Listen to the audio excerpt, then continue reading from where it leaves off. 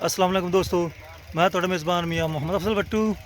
तो अज मैं अपने किसान भरावां वास्ते लिया जनाब 80-70 स्पैरी मशीन है दोस्तों। इस दी तुहानूं परफॉर्मेंस भी विखाने हैं तो टैंकी जो फुल हो जाती है तो टैंकी किस तरीके पलटते हैं। तो आओ तुहानूं पहले जनाब इसका टैंक फुल हो चुका है तो इनू पलटने हैं, तो फिर इसकी तुहानूं परफॉर्मेंस भी चेक करवावांगे। दोस्तों ट्राली आंदी पई है जनाब, तो उन्नी देर में अपना पुछ लीए जवेद भाई। तो जवेद भाई इसका कटर कितने फुट है चौड़ा? 15 फुट है दोस्तों इसका जो कटर है 15 फुट है जी। तो 5 वाकरी है मेरा ख्याल है, वाकर 5 ही ने ना, 5 वाकरी है दोस्तों। तो 60-70 मान जनाब इन मुंजी पै जाती है दोस्तों। ए सी लग्या हुआ है जी 80-70 के ए सी लगा हुआ है, रीकंडीशन तो चालू है।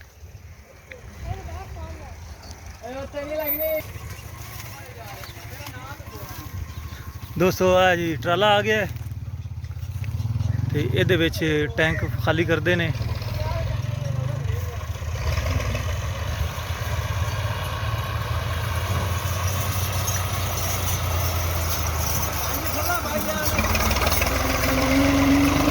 दो 240 ट्रैक्टर जनाब।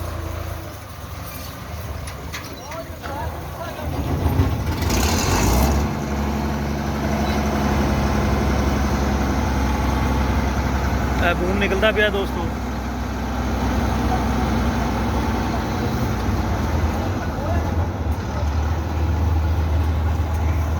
आ साइडों के जोड़े कपड़े है ने इन्हों थले करते पे ने ताकि मुंजी जी है ना कवर हो जाए, बजाय से भी थले ना जा पवे। अच्छा कर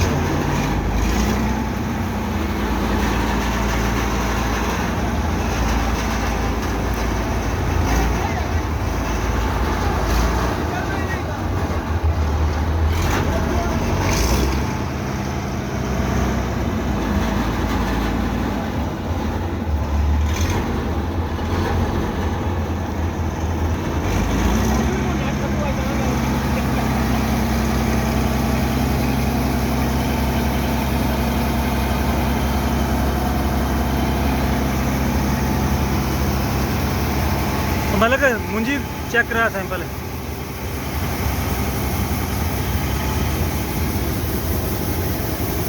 थले टेक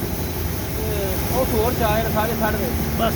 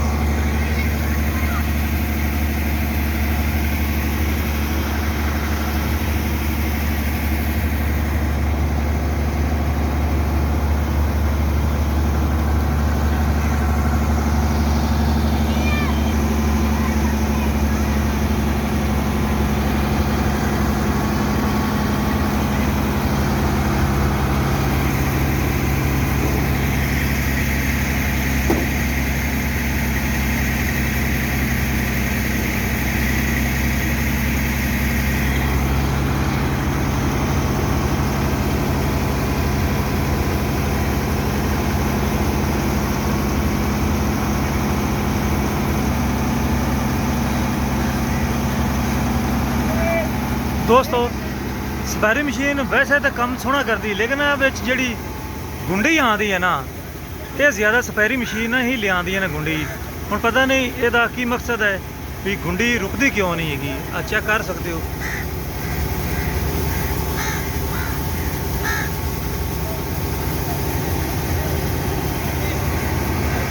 लवांडा मशीन हो या फीएट, उन्होंने जी गुंडी हैगी है ना, हरे हरे गुंडियाँ ये नज़र नहीं आती, बहुत ही घट होंगे। इंज लगता जिस तरीके छोटी मशीन कटाई करदियाँ ने।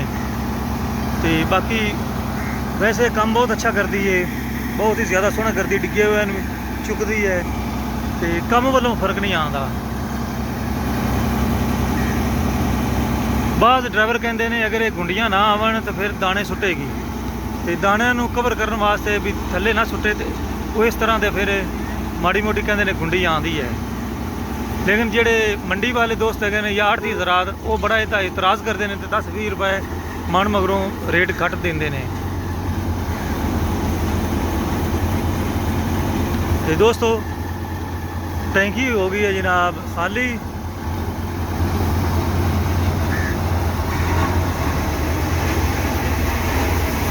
ਤੇ ਆਓ ਹੁਣ ਤੁਹਾਨੂੰ ਇਸ ਦੀ ਪਰਫਾਰਮੈਂਸ ਚੈੱਕ ਕਰਵਾਈਏ।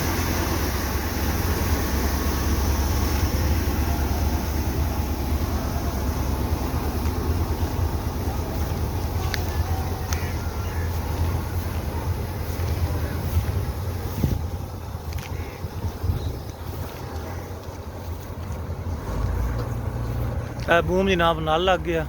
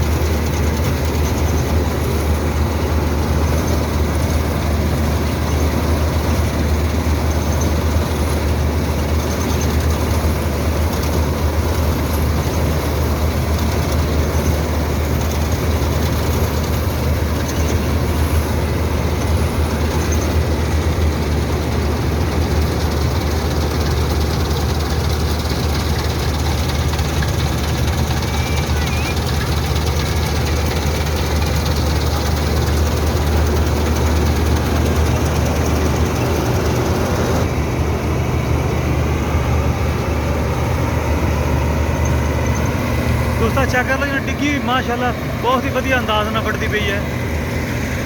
ਸਾਈਡ ਬਿਲਕੁਲ ਡਿੱਗੀ ਹੋਈ ਹੈ।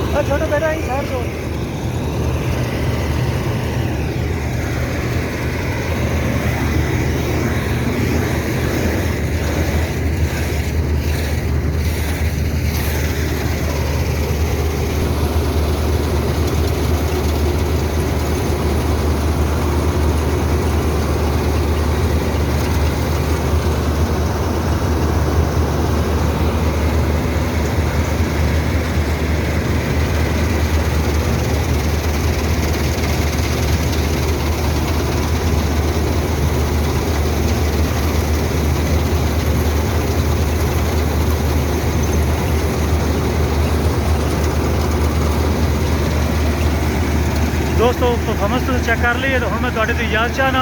तुहाडा मेज़बान मियां मोहम्मद अफजल भट्टू। अल्लाह हाफिज़। पाकिस्तान जिंदाबाद।